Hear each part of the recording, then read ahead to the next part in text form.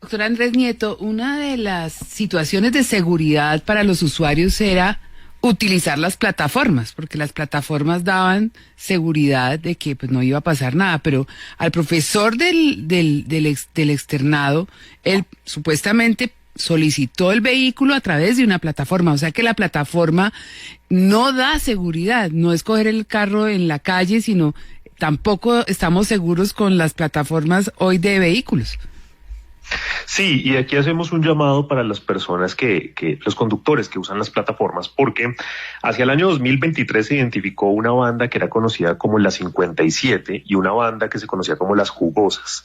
Estas dos bandas lo que hacían eran buscar personas que tenían cuentas activas en estas aplicaciones como conductores y se las alquilaban supuestamente con la excusa que no habían podido activarlas de ellos, que no les habían autorizado el código o el usuario, entonces terminaban alquilándolas por 6 horas, un día, diciéndoles necesito trabajar, miren, no me han podido activar la mía, y pagaban muy buenas sumas, prácticamente 500, 600 mil pesos por 6 horas, para supuestamente trabajar. ¿Y qué era lo que pasaba? La persona prestaba su usuario de la plataforma y en ese lapso era donde terminaban haciendo el paseo millonario a nombre de otra persona. Entonces, ahí la clave es cada vez que se pida un vehículo poder verificar la placa. La placa es el elemento esencial antes de subirse y los nombres. Ahora, también hay que decir que la mayoría de paseos millonarios en Bogotá se realizan el viernes y el sábado entre 11 de la noche y 3 de la mañana. Particularmente el año pasado hubo un pico y estamos buscando la razón los martes, pero siempre en contextos donde la persona está licorada, donde hay una situación. La mayoría, hay otras, como les digo, que son muy perfiladas y que buscan el momento exacto para poder atacar. Profesor, ¿por qué se concentra en la 85? Aunque uno podría deducir que por ser la zona de rumba y demás, pero no hay controles. ¿Qué ha pasado en ese punto? Y la otra pregunta es la procedencia de estas bandas, porque la impresión que hay es que ahora son venezolanos los que han adoptado este tipo de organizaciones.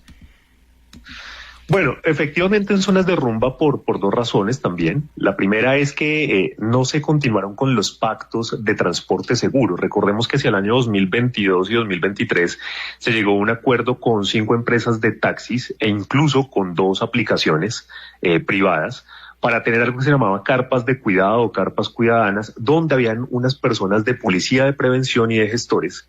Estas personas identificaban la placa, el nombre del conductor, le tomaban foto a la tarjeta de operación del conductor y el pasajero. Luego la persona pues podría activar algún tipo de alerta a un número que le daban en ese tipo de carpas. Sin embargo, eso se dejó de hacer y eso nos pasa al segundo punto, y es que hoy pues como no hay un control de qué empresas operan, cómo las operan, unos registros que permitan por lo menos tener un seguimiento, pues es el desorden y el caos total. Ustedes han visto cómo en el cierre de los horarios de rumba, incluso hasta hace muy poco que la rumba estaba solo hasta las 3 de la mañana, el caos vehicular, la cantidad de taxis, las tarifas sobreelevadas, llevan a que la persona opte por salir a la calle, sacar la mano y el primero que haga el viaje, ya sea particular o privado, pues termine tomándolo. Y ahí es donde viene el principal riesgo.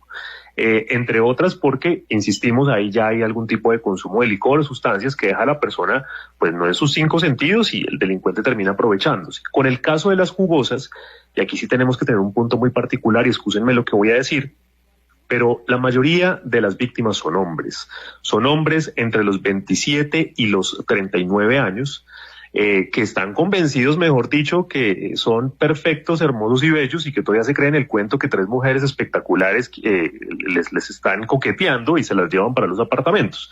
Ese era, por ejemplo, el modo de operación de las jugosas y terminaban luego accediendo incluso a los apartamentos, ya ni siquiera solo paseo millonario, sino hurto a vivienda.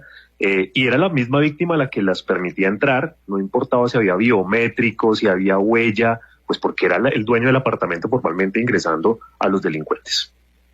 Ahora, escuchándolo con detenimiento, doctor Andrés Nieto Ramírez, que es director del Observatorio de Seguridad y Convivencia de la Universidad Central, ¿qué precauciones debemos tener todos los ciudadanos? Parecen todas obvias, las de siempre, las de toda la vida. No tome un taxi en la calle, solo pídalo por plataformas, pero como decía Rito Quieta, ahora también las plataformas están mostrando unas fisuras en materia de seguridad. ¿Qué puede hacer un ciudadano del común para no ser víctima del paseo millonario? Bueno, definitivamente es muy difícil en una ciudad más donde es rentable delinquir, donde las bandas, como les contamos, se han especializado para esto.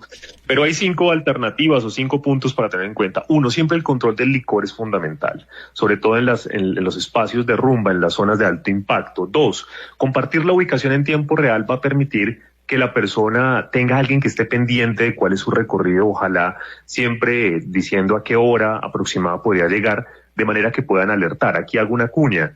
También el tema de desaparecidos hay que dejar el mito que hay que esperar 72 horas y que hay que esperar que apaguen los teléfonos. No es cierto. El mecanismo de búsqueda urgente está para activarse desde un CAI hasta la URI, y tan pronto el familiar o la persona que tenga esa ubicación vea un movimiento extraño, debe activar el mecanismo de búsqueda urgente. Lo tercero, la mayoría de empresas de taxis hoy en Bogotá, o por lo menos las más fuertes, como les digo, hubo un pacto, un acuerdo de trabajo muy bueno con ellos, desarrollaron mensajería instantánea o call center que permiten activar un taxi seguro, o por lo menos con toda la trazabilidad desde una empresa formal y no solo desde la nube, que es una aplicación. Lo cuarto, no menos importante, evitar tomarlos en la calle. Definitivamente, entre tomar en la calle una aplicación, pues siempre será mejor la aplicación. Por lo menos hay algún dato que permita, si posteriormente pasa algo, a las autoridades tener rastreo. Y la última, no ser confiados, sobre todo en estos espacios de rumba también, de ocio. De eso tan bueno no dan tanto, como se dice popularmente. Y la principal reacción de temas de paseo millonario inician desde el sitio. Ahí es donde identifican la víctima y luego le pasan incluso por el frente del carro, pues para que la persona termine cayendo en sacarle la mano, y pues ya saben en qué terminamos. Le preguntaba, doctor Nieto, la procedencia, el origen de los delincuentes. Esto estaba dominado por colombianos, pero algunos han indicado que, y es la investigación, por ejemplo, con el profesor Neil, que serían de origen venezolano los autores de ese paseo millonario y la posterior muerte. Pues lastimosamente, y tenemos que decirlo, es un invento muy colombiano. Sin embargo, no solo en el paseo millonario, sino que desde el año 2020 venimos advirtiendo que el ingreso de migrantes, especialmente de Venezuela y de Haití, por términos irregulares, terminan vinculados a bandas. ¿A qué nos referimos? Fijémonos en esto. Es el mejor perfil para delinquir. Uno, no está regularizado, es decir, no hay una trazabilidad jurídica para poder identificarlos plenamente. 2, eso genera un vacío en la captura y la posterior legalización, y hasta hace unos meses que no se tenía la relación de cooperación de información con Venezuela, era prácticamente imposible poder iniciar un proceso jurídico judicial porque no había un nombre formal.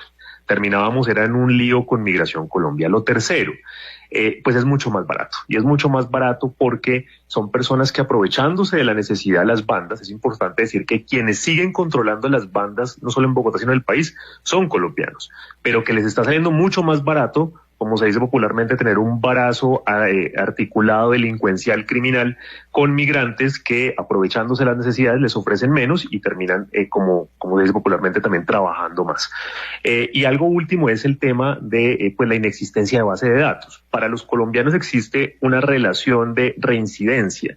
Precisamente como no se había armado esa base de datos de personas que habían cometido delitos siendo extranjeros, pues es muy difícil también, cuando quedaban en libertad, saber si tenían antecedentes o no. Pues, doctor Andrés Nieto Ramírez, gracias.